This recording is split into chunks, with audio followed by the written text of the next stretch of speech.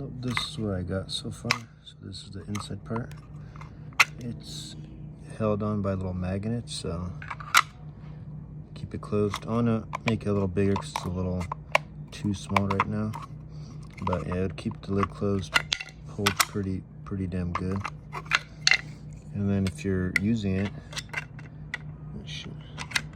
slide it in there and sit in there. And then when you need it, just pop it on.